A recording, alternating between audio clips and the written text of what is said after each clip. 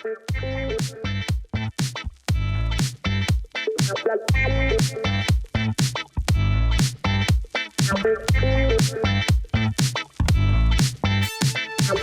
and welcome to a brand new episode of Real Arsenal Talk with Larry and Stevie. And it is what it is. It's after the match that we don't want to talk about. It's after the Voldemort match. Stevie, how's it going? It's the match that shall not be mentioned. Go.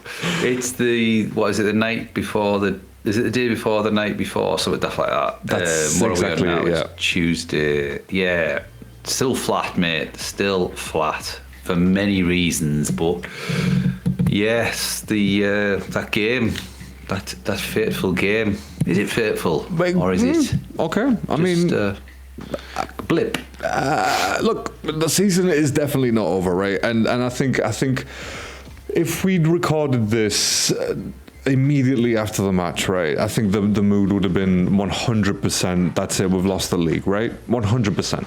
But then, in all honesty, when you sort of like step back a little bit, you kind of look at that performance against Man City and you think, okay, there was some fight there. And at the same time, there was something missing there as well, you know, and I don't think anyone can argue with that. And when I say that, I mean when you compare us to Man City, right? They have difference makers, right? Turkey, Haaland, they're all difference makers. Doku, Semenyo, that's a new guy. They both have potential to be difference makers, right? And that was, I think, the biggest difference between us, both teams on the night. To be honest, I mean, both had chances, but they put theirs away because of the players that they have. And so that's. I just feel like that's in the interest of fairness. As much as we want to be negative sometimes and just be like, oh fuck this team and just they're going down or whatever it is. So this match was definitely an improvement on Bournemouth. Like, what do you think of that? Like, is that fair to say? Yeah. I mean, look, it couldn't get any worse than Bournemouth, put it that way. We played midweek, which might have took it out of us, but you know, I think in general, like you say, they do have game changers, and we had one game changer who was taking off for whatever reason Arteta saw fit to take Eze off. The only one who actually looked like he'd score, the only one who looked like he could win as the game, he looked like the one who was controlling. He had something about him, he could take players on, he had everything. And you know, Arteta has got slated because of this, and I think we all said it. I couldn't believe it when he saw Trossard and White warming up. I sent a text saying, what the fuck, what's going on? And but in general, the game itself, as much as people say that it wasn't a good game, I mean, some people say it was a bit shit, I don't know. The first half, I thought, was a real improvement from the Bournemouth game, and there's a lot of positives to be taken from it. I'm glass still half empty, just purely the fact is that why didn't we play like that all season? Which I know you can't, because obviously, you know, circumstances, different teams that you're playing against bring the best out of certain players, etc. But I just thought we did improve, and it did look like an improvement from the last sort of 5 or 6 months, really, because I think in general our whole season has been poor. But it was a decent performance. There was some positives. What do you think overall in general? I mean, are you wanting to talk about individual players? Are you wanting to talk about? No, look, Stevie. I mean, it was as much of an improvement as it was on the Bournemouth match. I don't really feel like we need to deep dive into individual players, but there was some interesting sort of bits that we could sort of take from the match, even from like the starting lineup, really. I mean, you know, you had Mascara on the right and Ben White sitting on the bench. I personally I know Ben White hasn't had a great season, like at all, really, you know, but maybe a couple of moments here and there, but like I just feel maybe he was a little bit more experienced to start. I don't know. I'm talking in hindsight at this point, you know, because Mosquera struggled. You know, he did struggle against Doku. There was even from early on, he struggled against Doku, and Noni didn't help at all down that side as well. So, you know, I just feel like maybe Ben White could have brought a little bit more experience, but that's why I feel that's why I say it's a bit pointless deep diving into that now, because it would just be, you know, sort of retrospectively looking at the match rather than in the moment sort of thing. But yeah, so like we said at the top, they have difference makers. Doku, Cherki, they sort of, you know, they linked up absolutely brilliant. Even early on, hit the post, and I mean, did that set the tone, or was it the moment where David Raya almost gave the ball away? Like, I just want to hear your thoughts, and please articulate this any way you want, my friend. Okay, this is your moment right now. All right, this is your floor right now. I was depressed before you mentioned the word David Raya, and I totally forgot all about that. After was it like 2 minutes or something? Yep. It's like fucking about with it again, and Gary Neville was even probably feeling what every Arsenal fan thought, and he was like, "What are you doing? You know, we're inviting pressure," and that's what they feed on, things like that. They sense it. They sense the fear in all of our players, and luckily we got away with it. But that set the tone, and that's how they probably scored, because I think it did come from, you know, a nervous kind of messing about with you know, playing out from the back, and I think he learned from it and he started playing it long. But David Raya, David with that stupid headband in, fuck me. Yeah, with his long hair and shit. I'm thinking he's trying to go full David Seaman, to be honest. So, you know, I think that's what's happening right there. But yeah, you don't want to see that. Right, you don't want to see that in any match. Sick of it. I'm sick of it.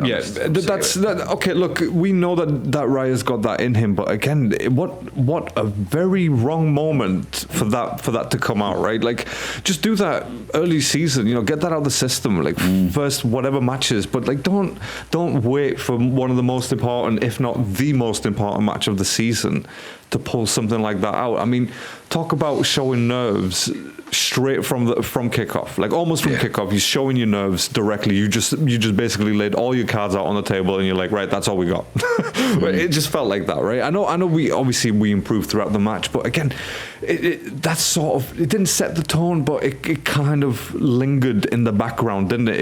You kind of thought, right, ooh, okay, well, City when they run at you, that they are dangerous. So yeah, it didn't obviously, like I said, it didn't obviously set the tone that much, and it wasn't, in terms of the result at the end, it wasn't as bad as it could have been, right? You know, with some of those stupid shits.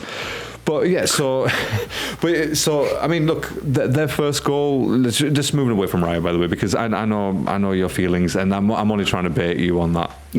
I'm only trying to. I know you are. I'm not biting today. Because you done is done. Because you did, yeah. Because you didn't remember. It's fine. I won't bait you on that. But yeah, I mean, their first goal, Cherki just sort of ran through, didn't he? It just all started from what was it? A tackle on Bernardo Silva from Declan Rice. I don't know if you remember. Rice came across, slid across Silva, didn't win the ball, and then Silva to Cherki, and then Cherki just went straight through our defence. Circulated around, obviously, before you got to that moment. Yeah, I think Eze kind of didn't go up for a header with someone. I can't remember who it was now. Yeah. And the ball fell at Cherki, didn't it? Yeah, I think it was Bernardo, wasn't it? I'm sure it was Bernardo. Was it Bernardo, or was it? Who was the other midfielder? The decent midfielder? Rodri. Was it Rodri? Didn't he win the header? Or it might have been Bernardo Silva jumped up. It was one of the two. And Eze sort of like half-heartedly went in for the ball, and it fell to Cherki on the edge of the box. And yeah, he did, like, you know, I thought it was very, very messy, like the way he sort of danced through our defenders. Yeah, Could it was better. Sorry, it was Rodri. Yeah, Rodri chested it down, and then it went to that. But yeah, it could have done better. I mean, no, don't get me wrong. I thought Cherki, you know, he's got them dancing feet. You know, he's very skillful. He is a really, really good player, and they're danger man, really. But we probably could have done better. I think we probably sat off him too much, and I don't know that we didn't really defend it. I just saw Gabriel sort of turn his back to it and put his leg out, and I don't know. Rice, then you when I had look Rice. back on it, Then you had Rice sort of come across him, trying to like he sort of half-heartedly looked like he put a foot in, trying to take the ball. Obviously, he wasn't trying to give a penalty, which I kind of understand at the same time. And then just before he shoots, Saliba comes in, and it's like right, he goes straight through his legs. So there's many things happening. But there's that many things happening, and you think, right, how did he actually manage to go through all of those gates, sort of thing, and just went directly through? Like you saw it happen. You could just have went like that. You could have got 2 or 3 players and got like a block on him. You don't have to tackle him. Just stand in front of him. That's it. You've got 4 legs in front of him. He's not gonna. It's gonna make it more difficult to shoot. So yeah, it was. And obviously, look, it wasn't an error, defensive error. It was just well, yeah, it wasn't it really? It was a defensive error because it's like they didn't actually do their jobs properly, and I feel like they sort of, like you said, that they just backed away from him too much, and even during the first instance of Cherki running through when he hit the post, same thing. They didn't actually tackle him. He just went directly to the to the sort of byline, and then he took the shot. So I mean, those are the guys that were threatening, and we just didn't really have that. And in terms of Declan Rice, in the midfield, and you'd kind of hope he'd be the guy to step up. It just wasn't there, was he? He wasn't there throughout that. And sorry, it feels like I'm jumping through players, but I'm not, because these are the sort of interesting topics where Rice, as we've said all this season, he should be a captain and blah blah blah, but he didn't really step up, and he hasn't been performing very well in the last 4 matches, really 5 matches. He hasn't been there. So again, like I said, it's interesting, and even in a match like this, he still didn't really do much. Maybe a couple of passes to sort of Eze, if you will, in the first half, but like that was really it. And and maybe what he said at the end, it's still not over. It's like, dude, I know, but just do it on the pitch, right? Don't just talk about it. But yeah, look, talk the talk. What would you think? What do you think of Rice? I mean, in this match, he just what was he? Just tell me your thoughts, man. No, I mean, to be fair, the whole match, I mean, we can't give it as a whole picture, but individually, Rice, I did think the game passed him by. Now, is that down to the way Man City play, the way Man City sort of have possession of the ball? Because it does seem that when the opposition, whoever we play, who are decent with their possession, he seems to struggle. Is that because he's doing too much running? Maybe is that because our midfield isn't as, it's a 3-4-3 we play, isn't it? Kind of thing. Should we play a 3-5-2 when the opposition has more possession? I don't know. Maybe the game passes him by, and he's not as influential, because Zubamendi was pretty non-existent, should I say? We'll come to Zubamendi in a bit, but with Declan Rice, 105 million. Yes, he has been great. The first half of the season, he was fantastic. Best player in the world in that position. Second half of the season, is he carrying injury, or what? I mean, what can you put it down to? I mean, is he injured? People do say he looks a bit, exhausted. We've played a lot of games, and he's put a lot into everything. Is this down to Arteta not rotating again? Who knows? But yeah, I think what I wanted to say earlier about the game itself, I thought, the first sort of 15-20 minutes they dominated, but we did grow into the game, and I think they definitely were there for the taking, especially when we scored, when we equalised. I know we'll come to that, but I thought they were there for the taking that first half, and we didn't capitalise. But go on. Yeah, no, I agree. I agree with what you're saying there. We did score like immediately after. We did equalise immediately after, and that was down to just a crazy error from. We thought Raya was bad, but that Donnarumma. Yeah. This is why I don't really rate him as high as everyone else. It's like, he's a good shot stopper, but like he doesn't really have anything else about him really. He doesn't know how to use his feet, and I feel it's rubbish. And that was evidence number one really. That was just showcased that. But I'm glad that. But I'm not glad that was probably the wrong word.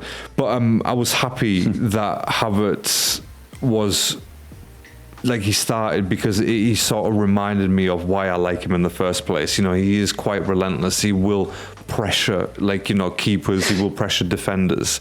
Unlike Gyökeres, I feel like Havertz is a little bit quicker when he moves. So, you know, I feel like he can cover a little bit more ground, whereas with Gyökeres, it takes him a little bit longer to get to players. Yeah. So I was glad that, you know, he started in a way, even though I was like sort of eyebrow raised when I didn't see Gyökeres on the starting lineup, and I was like, interesting. Maybe he could have worked, but. You know, sorry, I'd finish on Havertz and I'll let you in on Gyökeres because again, that's another point that I've actually made here. Is like, where the fuck was this guy? So yeah. But yeah, no. So Havertz, obviously he was there, but he had chances throughout the whole match. Havertz, you know, that Odegaard chance that Odegaard passed it to him. He should have buried that, and then obviously the chance right at the end with the header. Again, could have done a lot better. So yeah, absolutely, they were there for the take. And I'm not saying in any way that Man City were superior to us in terms of performance-wise, but again, it was the difference makers at the end of the day. So yeah, Gyökeres didn't start. What do you think of it? Were you expecting that? Were you happy about that? No, I agree with you, and I do like Havertz, but I don't think he's as 100% fit. I think out of the two of them, he offers a bit more in his pressing ability, and he obviously has he's obviously far superior in his technical ability, with his close control, his first touch, etc. But I do think that Arteta kept him on far too long. I think he should have been subbed in about the 60th minute. I don't really understand why he was on for the full match. I think Gyökeres should have been on a lot sooner. Whether Gyökeres would have been in that position right at the death, I don't know. But Gyökeres, we don't know whether he would have finished it or not. I know for a fact Haaland would have put it away. Yeah. Oh God. Yeah. And that's why we've always sort of needed that sort of striker, even though it's difficult to find. And again, in no way is Gyökeres. Do you know who would have put it away? Go on. For us. Go on, tell me. My mate. Who is it? No, he obviously played, but who is it? Nwaneri. He's injured. Who is it? My favourite player. I've come off a plane, man. Come on. I know. It's been a long ass day today. The mobile chicane, Big Mick. But yeah, okay, all right, you're absolutely right. I forgot about your friend Marino. He would have 100% put that away, right? Because that's what he's known for, and unfortunately, he has been missed. Whether it's a midfield, especially for them type of moments when we're chasing a game, get him on, get him up front. He would do the business, and he would have. I would have said, out of all of our strikers, probably would have had a better chance to score that game. Yeah, I think so. Goal. And even that header probably could have done a little bit better as well. But yeah, I think so. Again, as much as you specifically, and I will point at you've laughed at him and whatnot and dismissed him almost. But he has been missed, and I would pick him even in midfield over Norgard. By the way, you know, and so that's the whole thing. As we've said, I think maybe a couple of weeks ago or whatever it was, maybe last month, where we said about the squad that was built. Yes, it was built. I think it was on the podcast with Buck. To be honest, we built a squad, but they're still injured. How does that work? How, you know what I mean? The math isn't mathing there. To be honest, because he's not rotating properly. And this is down to his inexperience. Yeah, I mean, but look, man, inexperience. It's like he's been there almost 7 years now, and you know, as much as I'd like to, I have defended him in the past, and I've said that about Arteta, but you know, shit, when is it time to learn? When are you going to learn? You know, you've had this experience the last 4 years, exactly the same situation you find yourself in after spending X amount of money in the summer, and it's like. What needs to change, right? And it's only coming down to one factor. Every season is sort of, okay, maybe it was the squad. Okay, cool, we had the injuries. Let's build the squad. Blah blah blah. But we've done all that now. So there's only one sort of factor left that hasn't changed, and that's the manager, right? So look, we've said that before, but in different podcasts, and I'm sure we're going to talk about it at the end of the season once again. But Yeah, so I don't even know what I was saying about Havertz and Gyökeres, yeah, and strikers, and yeah. So just to cap off that point, do we go out in the summer and buy another striker? Like, is that what it comes down to again? All right, that's a conversation that we need to come to, I'm afraid. Unless Gyökeres scores 15 goals between now and the end of the season. That's including all competitions, by the way. That wasn't just the Premier League, you know. I'll be fair. But so look, you know, it's 1-1, and I'm feeling a little bit better. It's like, you know, we're still having chances as a, you know. I feel it for me. It was between him and Kai Havertz in terms of player of the match for us, for Arsenal, not overall. I know you probably say Eze, but for me, Kai, because of just I feel like he did work quite hard. You know, he did fill two positions almost, like striker and a false nine. You know, he sort of had that mobility about him where he covered more ground, and that's why I've always liked him, like I said. But as you know, he hits the post, very good shot. I think that was a bit later on in the match, wasn't it? But like again, just going back to the chances that we did actually have, and again, he was very good. Eze was very good. You know, I feel like he had a bit more freedom, even though he was sort of put out on the left. He free roamed, and this is what I've said for time, and we've said for time. You know, that's what you need to do with Eze. Just let him do his thing, right? Yeah. So for you, go on, Eze. I want to hear your thoughts. Do you know my take on it now? You just sort of ticked some cogs into motion, and I think with Eze, I think you're right. He had that free run. I feel as though that game, it was as though he just said to himself, I'm just going to do what I want. And he did what he wanted, and that's the beauty about his game, and that's what he excels in. And potentially, because he was doing what he wanted, maybe that's why Arteta dragged him off. I don't know. You're right. You're thinking that, aren't you? He became this free spirit, and he excelled, and he was great, and he was probably on the cusp of potentially, you know, either winning it special, for us. Or getting a penalty or something, because he was just doing everything that's what we expected him to do from the start when we signed him. And then you thought to yourself, wow, why is Arteta bringing him off? Is it because he's not doing as he's told? For fuck's sake. But, you know, like a little sort of schoolboy, you know, I'm the teacher, you do as I say, right, I'm bringing you off now because you're fucking just doing what you want.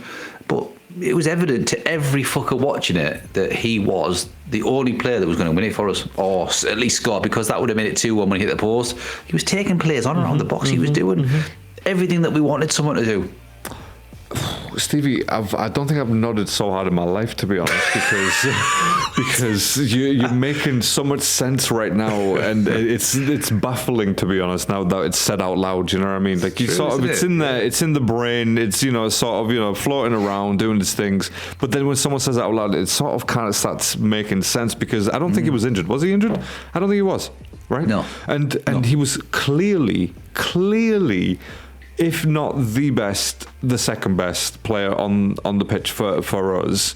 So how do you, as a manager, see this game and you think, right, I need to win this, but I'm going to take one of my best players on the night off? Like, he's not injured from what we saw, by the way. You know, maybe I haven't seen any reports. So like, with what logic? Okay, let's just come at it from a different angle, I guess, right? You know, maybe obviously for both of us, let's just be clear for everyone, we thought it was ridiculous that he did that, right? It was just stupid that Arteta did that. But with what sort of logic though? Like, would you actually do that if you were the manager? Like, why would you do that? You know, what is there? I don't know. I don't even know how to ask this question, to be honest. Because it makes no sense. Put it out there to anyone that has an idea of when you think, I'll take my best player off, like you say, or one of the best players that looks like they're going to win the game for you, or at least get something from the game. Take them off and replace them with a defender and a left winger in Trossard that over the season hasn't really proven anything. You know, he didn't even put Gyökeres on until right at the end. He didn't even put Max Darwin on at all. No. You know, yeah, he puts a right back on, which I kind of get. The fact is that Mosquera was on a yellow card and he thought, I don't want to lose, I don't want to go down to 10 men. But take your best player off. That is fucking absolutely criminal. And undefensible. He can't defend what he did. That. If we go on and win the league, it'll all be forgotten. But that moment to me just cemented my reasons why Arteta is not the man for the job. Personally, it was almost like a nail in the coffin sort of thing, wasn't it, with Arteta, to be honest, because it made zero sense, and I still, it doesn't, like I said, it doesn't really comprehend in my brain right now. So let's leave that for another day. That could be another thing for against Arteta at the end of the season. You know what I mean? Yeah. Like, when you sort of look at his sort of not downfall, but like his failures over the years. That would definitely be one of those things, and it could prove like a crucial decision, for the season for him.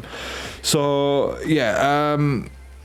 then obviously you have Haaland doing his thing, making it 2-1. When did he make it 2-1? He made it 65th minute, made it 2-1, and what do you think of that goal? By the way, like, do you think it was a foul on Gabriel?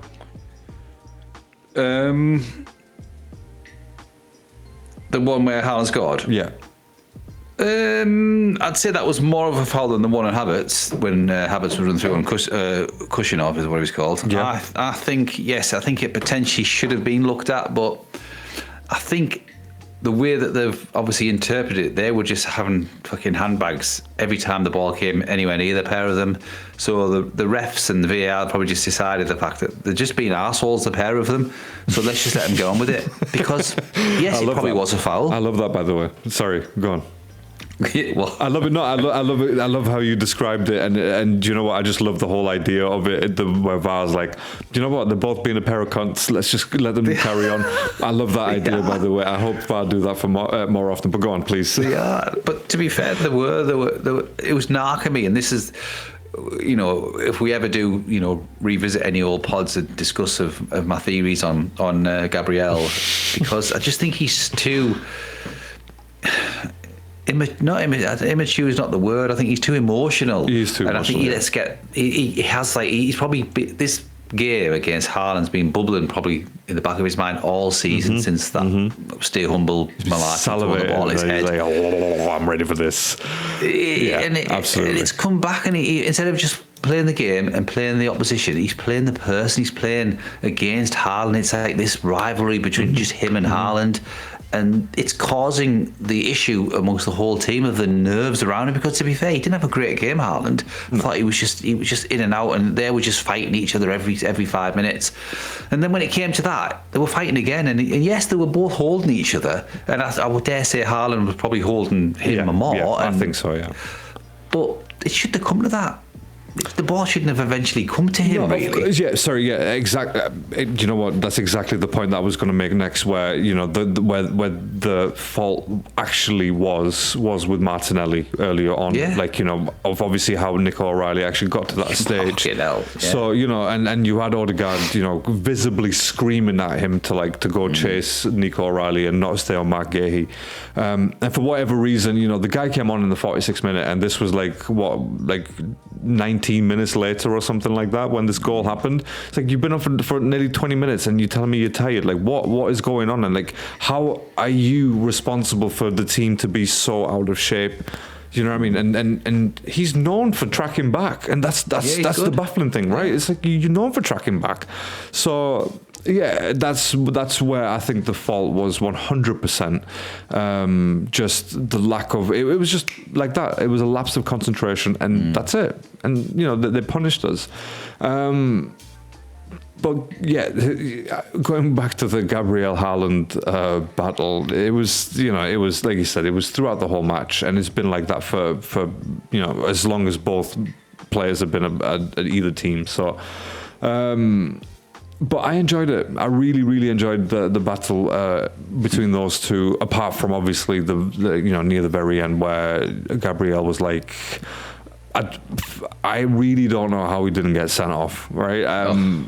Honestly, and I watched it back, and I'm thinking, I don't know how VAR didn't actually do that. But like you said, I like your theory where they're like, they're being pair of cunts, both of them. Book them both. It's like, all right, cool, let's do that. Yeah. So, but yeah, and that's the emotion coming out, right? Because it felt like Haaland sort of baited him into it, but then he reacted, and that's where I think it was a bit controversial that he didn't get red carded, and luckily for us, because that would have been a 3-match ban, and that is the opposite of what we need in the last 5 games, 6 games, 5 games, right? 5 games, yeah. So I think Haaland did him a favour, or us a favour. He did. Majority of players would have gone down. He would have gone down. Yeah, Havertz would have gone down, by the way. Yeah. Havertz would have gone down 100%. He would have been like, rolling around like a little bitch. Yeah. But yeah, he did, and I enjoyed his interview, to be honest. Afterwards, I didn't watch it. I read about the interview rather than watched it live because that's stupid. As soon as the whistle went, I was I've like, not this read is anything about the game. I refuse to.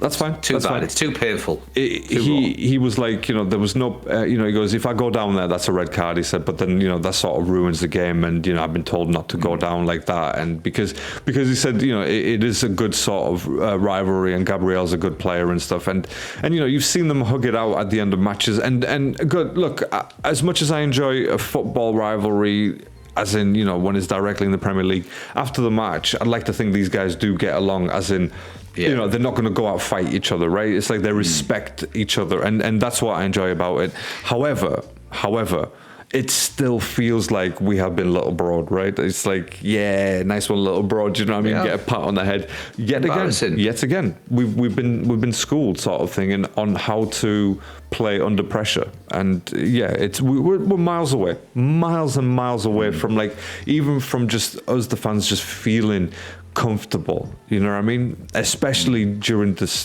2026, especially, right? Our performance has been absolutely diabolical, and there's no way anyone's felt comfortable, and we've expressed it over. I know I've been a bit more optimistic than you, but we have expressed it on this podcast. So, but yeah, look, like I said, I enjoyed that Gabriel Haaland battle, and he did us a favor, and hopefully that's something Arteta will say to him. Say, look, don't react to it. You can go head to head. You're gonna get bucked most likely, but don't react and don't reach for because that's violent, right? That's violent conduct. So, and look, sorry, and for my thoughts on the foul before the goal. When you look at the replays from the reverse angle, you kind of see Haaland pulling him down. You know what I mean? And especially when he goes to tackle for the ball. So, if it was sort of cancelled as a goal, I would have been like, all right, cool, I see it. But it still hurts that we made it 2-1. It's still. But there's still enough time for us to equalise, really. Yes. Oh, yes, there was. Oh, yeah. And again, I didn't lose hope, but I still felt like, okay, maybe don't go for a win. A draw is fine, and I could sort of live with that. But and we had, like we said before, we did have the chances near the end, especially with the Havertz going in for the header, but it just didn't work. It wasn't there. Luck wasn't with us. Like I said, Eze with the post, it just didn't work for us.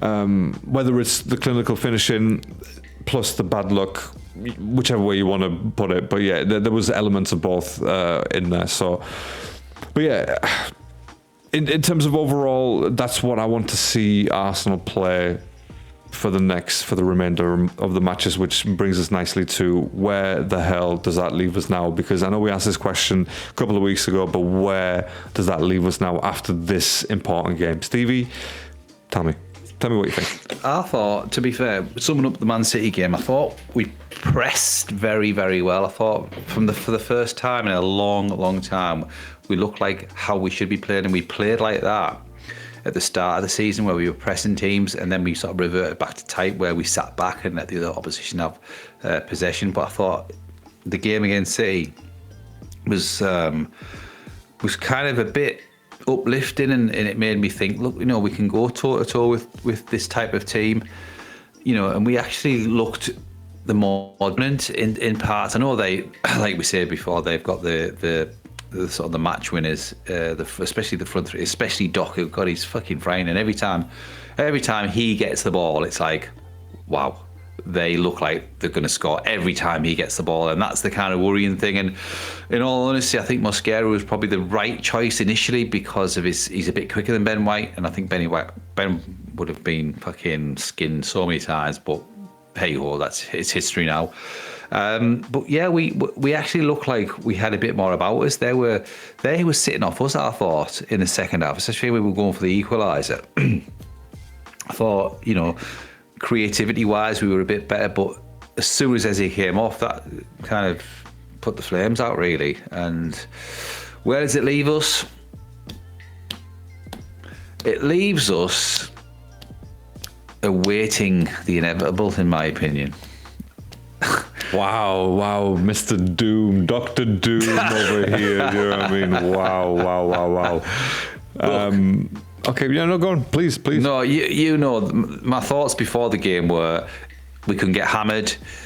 We both predicted 2-1 or 3-1 or something. I can't remember now off the top of my head. Yeah, I'm pretty sure I predicted us losing. To be honest, I'm pretty sure. Sorry, I'm pretty sure I predicted us losing, right? Yeah, we both predicted us losing, didn't we? Yeah. And but it could have gone either way. I said so, but yeah, it proved to me that we can actually play against these teams if we put our mind to it. But is it too little, too late? Why has it had to wait till the point where it is in our hands to a degree, and it's in their hands as well. But if we'd have got a point against Bournemouth, it was always in our hands. But the Bournemouth game for me, that was our biggest fuck up, and I said that after the Carabao Cup final. The Bournemouth game is the biggest game because the first game back after the defeat, the internationals, and we fucked it up. We blew it. If we'd have played like that against City as against Bournemouth, we'd have been all right. Yeah. So where does it leave us, mate? Like I say, I think there's 5 games to go. Mate, I think we both know, don't we? We both know, really, deep down. Can I say? I think after the match, it didn't. Even though it was disappointing, of course it was, but it didn't hit me as hard as I thought. So I think, I know what you mean. I think that it's still in our hands. We're still 3 points ahead. And I'd rather be in that position rather than a game in hand, right? As we've said before, right? Obviously, I'd rather have the points because they still have to go out and beat these teams, right? Who is it? Palace and Burnley, right? Well, Burnley, sorry. Forget Burnley. But they still have to beat Palace, right? So it's still in our hands. And as long as we go out there and just put in a performance like this against City for the next few matches, then yeah, I can see us getting over the line. And I'm going to choose to believe. Right, because look, right, because no, wait. Let me just explain my reason, right? I love it. I'm going to choose to believe because there's been so much hate on us, so much fucking shit, right? I believe I can fly, all that shit. But look, right. There's been so much hate and so many people talking shit about us, and I want us to win. For us to win, and then second of all, to tell them to fucking do one, right? That's why I'm choosing to believe, Stevie. I'm sick of this negativity. I'm choosing to believe. So I think we're going to go ahead and win it. It's not going to be easy, absolutely no way, and it's probably going to come down to the wire. But I think we are going to win it, and probably a last day thing because that's what City like to do with teams. You know what I mean? They like to take them to the last day. I'm choosing to believe that's it's happening, and I decided that yesterday. I was like, did you? Yep. It's because I was reading some shit. I was like, do you know what? Go yourselves, everyone, and it's happening. We are going to win. Fuck them. Do you know? There you go. I mean, what will be. I think I've had that feeling all season. I've never felt like we were going to win it. But what will be. We're 5 games away from potentially winning it. Yes, they potentially could win it. So it's a 50-50 toss of the coin. I know overall my negativity will probably say that we can't win every game because we've got too many bogey teams. We've got Newcastle at home next, which is fucking always horrible for us. What would be really, really horrible would be losing it on goal difference or anything like that. Yeah. I mean, yeah, that could be really like a fucking dagger to the heart. probably one of the worst. I'd rather lose it by 3 points than goal difference. Fuck me. Oh my god. Yeah. I agree with you there. 100%. I want to lose this clean. If I was going to lose it, I'd want to lose it clean. But absolutely. no, like I said, I'm choosing to believe, mate. I want to be positive. I'm glad. I'm glad it. I want my team to succeed. So and I feel like we still got enough in us and our players that are available, and potentially to come back. You know, even Saka, like you said, and right, just. I don't know did I say this to you on a message where I made a bold statement and I said Saka was going to be responsible for the goal that wins us the Premier League and the goal that wins us the Champions League. Did I say this to you on a message or did I just dream? No, I said to you, if you remember, that to be a legend, Saka or Gyökeres has to score the winning goal to either win us the Premiership or win us the Champions League. But you may have then said something along them lines, right? At a date, not realising. But I think we might have been talking about legends and how world class Saka could be. And we were saying he's not. But I said if he scores the winning goal and this, that, and the other. But go on. Okay, So that if I didn't say that, then that was going to be my bold statement. But unfortunately, Saka's injured, so I can't really. I think he's due back though soon, isn't he? So I'm going to make that bold. I said that we've missed him, and I think that he would have probably played better against City if he was playing rather than Madueke. And I think a couple of our mates said no. But look, it's all hindsight, isn't it? And of course it is. But like I will tend to agree with you there because I feel like Saka's defensive work rate is so much better than Noni Madueke's, and I think he would have helped Mosquera out a lot more to the point where we probably would have been like, what the fuck is Saka doing all the way up there? Do you know what I mean? Yeah. But it would have helped, and yeah, I will tend to agree with you on that because Nico O'Reilly just had fun. Really, didn't he? He was just running up and down. He was just chilling, just kick about with his fucking mates. But yeah, look. So yeah, I'm glad you mentioned goal difference because that was going to be my very one of my final points. Well, that was the final point actually. But just on the Kusanov incident with Havertz, like, what do you think of that? By the way, I don't think we mentioned it, but what do you think of that? Just briefly before we bring it to a close. Yeah. Let me have a look. I did, before we come on air, and I just did a quick recap of all the incidents in the game, and just laughing anyway, because Chelsea are 2-0 down. I don't know if you've seen that. That's quite hilarious. Wow. Okay, that's brilliant. That's funny. Yeah. That's funny. No. Yeah, so I mean, I just looked at all the incidents. Guardiola saying, "I love Rice saying that the title race is not done." Yeah, I fucking hate Guardiola's mind games. He's a fucking twat. Yeah, he knows what he's doing. He knows what he's doing. I watched the Kusanov incident with Havertz, and I watched it from a fan behind the goal had videoed it. And the more I look at it, the more I think it was very soft. And if that was against us, I would have been fucking fuming. And I'm sorry, but that was no way a free kick. It was just Havertz being weak. Gyökeres would have stood up to that, I think. I think Gyökeres would have battled his way through that and got through. Whether he'd have got tackled or not, but Havertz, he's too much of a weak fucking... he's your mate, but he's too weak in my liking, and he tries to con the referee, and that's why he doesn't get decisions. And sometimes they are genuine free kicks, and sometimes, but the majority of times he's trying to con the ref. He does do a lot of conning. Like he's a bit of a con artist, to be fair. He's a twat, really. Con Havertz, all that stuff. But yeah, okay. I see your point, and yeah, it was kind of soft, but like at the end of the day, there was it wasn't a body shove. It was clearly a leg on leg sort of situation. It's not leg. It was honestly, a leg on leg. I'm gonna send you it. Do you know what? Anyway. Okay, look, go on. Okay, I'd like. I won't send you it now. I'll send you it off air. But okay, anyway, that's fine. Just quickly, what? Go on. If you want to, you can talk about that one. But I was just going to ask, what the fuck was Gabriel doing playing centre forward at one point? Yeah. Was he not chasing? I thought he was chasing Cherki, wasn't he? He was like running after Cherki. But he was in their box, chasing down. I'm like, what the fuck? Yeah, I don't know what that's about. Get back! I think that's too far on the meaning of man to man, isn't it? Really? Okay, you'd have to go chase him home, mate. Just let him fucking breathe, for God's sake. But yeah, dear no, me. yeah, that's a fair one actually, because I did catch that on some of the I think it was like Carragher's analysis or something. I think it was Carragher's, and but yeah, look, mate. At the end of the day, like we said, where does that leave us? I'm glad that we're sort of on opposing sides, right? Okay, zoom that in. I mean, bring it closer. Nah. See, Watch. Look out! He just. yeah, he looked like to be fair, yeah, he looked like he was actually falling before the legs touched. So okay, that's fair.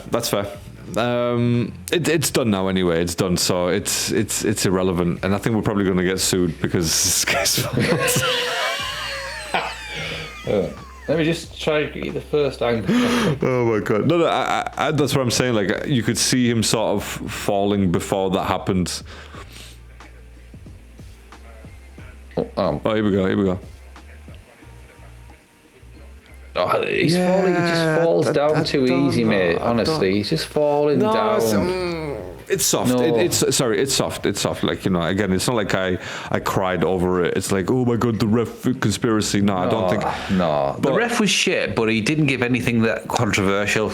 No, You know, I don't think it was that controversial, to be honest. I know there's obviously people that disagree and stuff, but it is what it is, and I'm glad that everyone obviously is entitled to their absolute own opinion, and that's the whole point of a debate, in a calm voice. And I'm glad that me and you are on different sort of sides of where that leaves us for the rest of the season.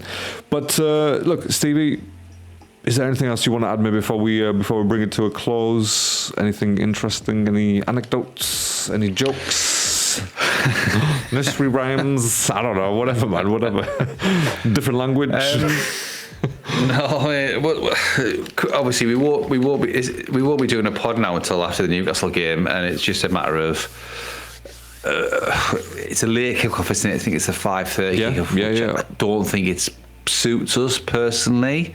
When is it? On Saturday? It's Saturday evening, 5:30, and obviously Newcastle are a bit of a bogey team to us. They've come off the back of some really shit results, and it just wouldn't surprise me if they get something from us. And I hate to say that. I hate to say it, mate. No, I wasn't even thinking that. I was just thinking of Newcastle as like a next team that would just beat in, to be honest. I didn't even... No. I'll be honest, I didn't even have that thought pop into my mind. But yeah, okay, fair enough. I mean, you know, in terms of predictions then, what do you predict in terms of...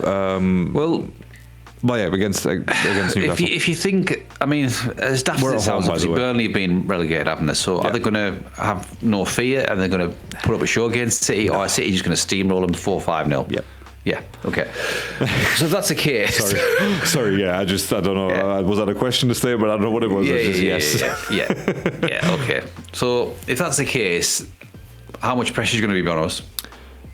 Oh yeah. It's just a ton, mountains of pressure. You know what I mean? Like Everest amount of pressure on us. To be honest, the Mariana Trench pressure. Okay, I'm done with that.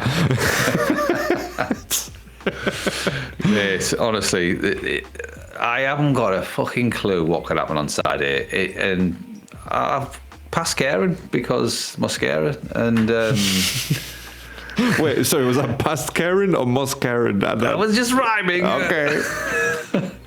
It could, if City beat, which they're going to beat Burnley. Come on, again, let's just move on from that. That's If just, they're that's having just a them fact. 4-0, right, 5-0 or whatever, That's goal difference. the pressure is going to be so shit that we'll get beat. So if that's the case, if City win, we're getting beat, and it's going to be 2-1 to them. 2-1 to Newcastle. Wow. Yes. No, I think we're going to beat them, and I think we could even be like a 3-0. To be honest, to us. Yeah, well, you go and be your positivity, and I like that. I am and going with my want you to be positivity. right. Absolutely, I'm going with my want you to be positivity. right. And like I said, just the initial feeling of playing Newcastle. It's not even like, you know what I mean? It's not.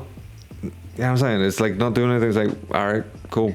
So what? Do you know what I mean? It's just one of those feelings where like, Whereas with Man City, it felt like, it's Man City. You know what I mean? These are the guys. Whereas with Newcastle, it's like, all right, let's just get on with it.